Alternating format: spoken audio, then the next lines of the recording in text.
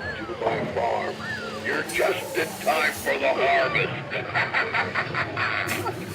Well, we started this back in '09, so I've been doing it for 5 or 6 years now. And the reason I started doing it is because there used to be some haunted houses going on when I was younger and stuff, but now there's not a lot of attractions this time of year. And I just thought I'd start something and see how it went, and each year I try to progress and build to it. Well, it kind of started actually before we moved to this house.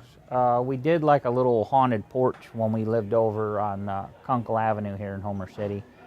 We just decorated it up, and I got to scare my nieces, which was my niece and my nephew, which was fun. 2007, when we moved in this house, my wife just wanted to have something for our kids, and lo and behold, I misunderstood her, and next thing I know, here we are, 8 years later.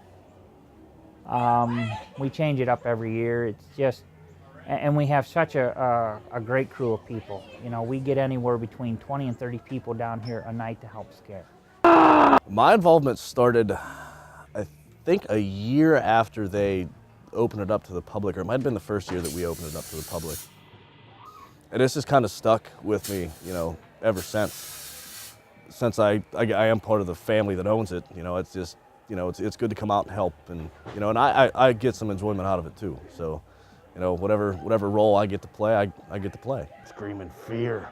Scaring is when you're getting scared, like you get that rush too, that you fire that chainsaw up and you see them jump, and then when it's all said and done, now they're like, great job, they're smiling at you, you know, most people.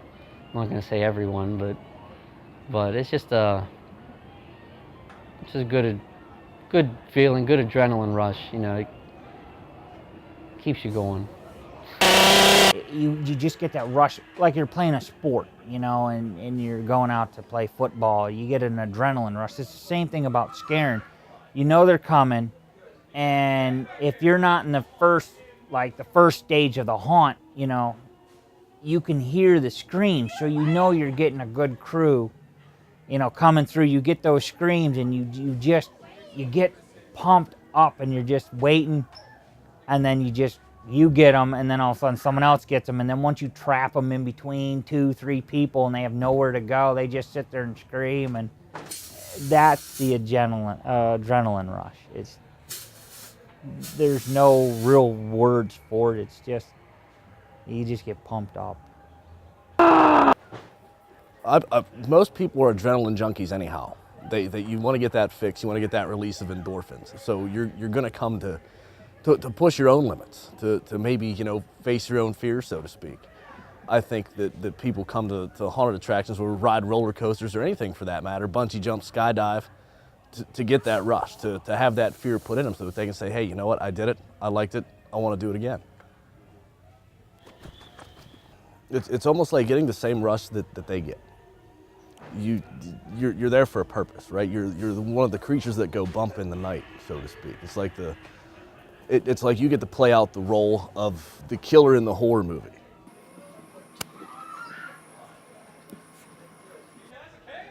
And it's almost an awesome feeling to get that reaction out of somebody.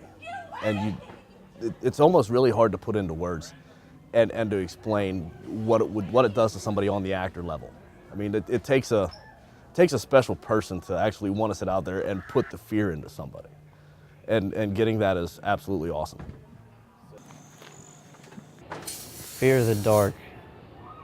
That's when you're most vulnerable, though. You can't see what's in the dark, and you're going through sometimes, and you only can barely see, and it's the element of surprise. You know something's there. Everyone knows. It's like doing a haunted house is like being a magician. I'm not saying I can do magic, but it's like that. A magician wants you to look at his right hand while he's doing something with his left hand. Same thing with a haunted house. You want, let's say, a static prop over here, and then you have something else real here. So as they're focusing on this movement, then you bring in the other person from the other side, which gives that fake illusion. So usually we've noticed the less light there is, the worse it is. Oh. This year, for example, I'm a scarecrow, so I can kind of invoke the element of surprise. I'm a scarecrow, I'm static, I'm not supposed to move, I'm not supposed to be there.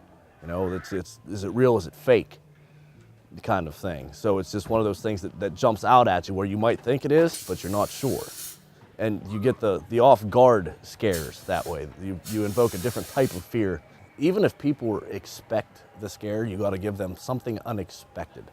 The more you invade their personal space, the more fear that you tend to invoke into somebody. That's all it takes, and they're crying.